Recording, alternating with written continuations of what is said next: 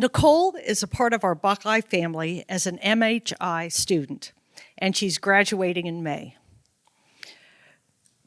You could also meet her as a nurse manager in advanced immediate care. Her story today is not just about her. It's about all the people who lift her up. Please welcome Nicole McGarity to the Nursing Story Slam stage. My story begins on Easter Sunday. We had just finished up our annual family Easter egg hunt, and the kids were excitedly sorting their loot. I decided to call my dad to wish him a happy Easter. He answered the phone with his usual overly enthusiastic greeting, but seemed a little bit off as we were talking. He explained that he was trying to finish his taxes, but having a difficult time. He said he had a cold that week and thought maybe that was the issue. We chatted for a bit and hung up. As the night went on, I began thinking more and more about the conversation. Difficulty filing his taxes?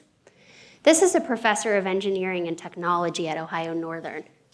This is someone who's my go-to person for solving complex challenges, not somebody who has trouble filing his taxes. The next morning, as I was driving to work, I made the split-second decision to drive to Lima instead. Something just didn't seem right. I arrived to Lima and convinced him to be evaluated.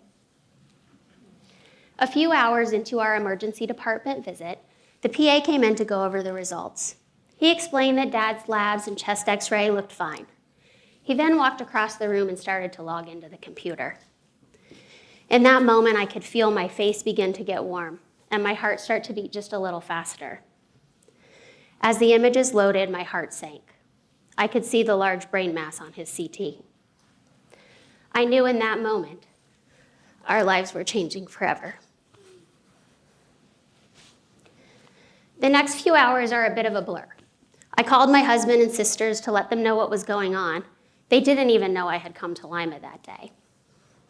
And then I started thinking about what can I do? How can I help?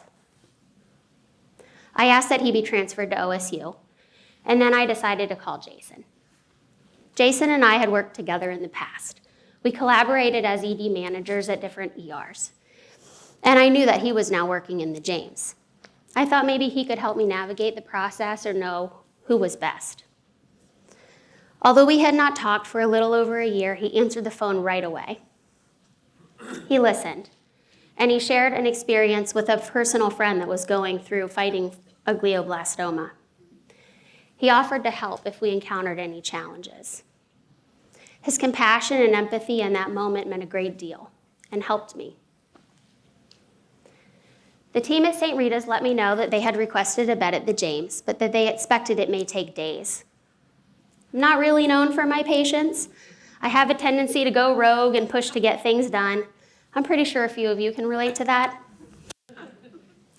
So I decided to call the transfer center myself. I was so surprised to hear a familiar voice. Gina answered the phone. Gina and I worked together quite a few years ago. She explained that the beds were tight, but that she would do everything she could to help. A few hours later, yes, I said hours, we were on our way to Columbus. I'm not sure if things just aligned or if there was any extra effort placed on our behalf, but the friends that were there for me in those moments helped. The next few weeks were busy. Surgery, radiation plan, and then the appointment with the neuro-oncologist.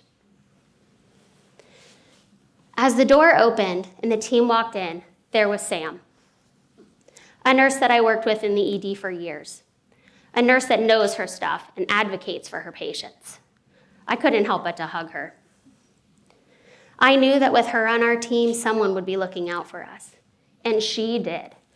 Many off-hour text messages, like 10:30 p.m. off-hour text messages, calls to her personal cell phone, and check-ins. She went above and beyond. Sam and the neuro-oncology team cared for my dad and our family through all the ups and downs of his journey. And although he lost his fight, we were able to spend almost 2 more years with him. The last few years have been difficult. I worked in the ED through the most difficult, devastating time of COVID. I lost a job that I loved to position reduction, and I was diagnosed with breast cancer.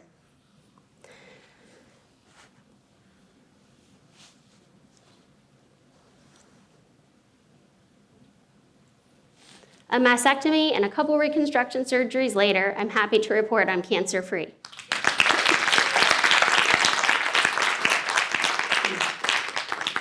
Through all of those challenges, I found encouragement and I found strength in my family and in those who I've worked side by side through the years.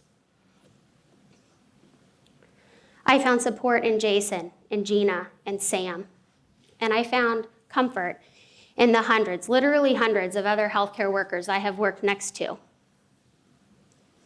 Being an ED nurse has made me strong and resilient and helped me to build the determination and confidence that I can do tough stuff. I know that no matter how difficult a day or situation, leaning on those who I know understand makes all the difference. Healthcare is a unique calling. The experiences that we have and the challenges we face together bond us in a very unique way. There are few others that experience the same crazy, amazing, terrifying, devastating, sad, funny, and miraculous things we do. There are few professions that build the same kind of community.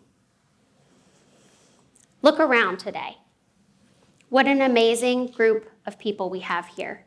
An exceptional community, no family of nursing that we have. Let's all be the person on the other end of the phone, the one who walks into the clinic room, or the one who supports a friend without question. Let's keep growing, pushing, and innovating to find the light, make a difference, and help each other find the joy.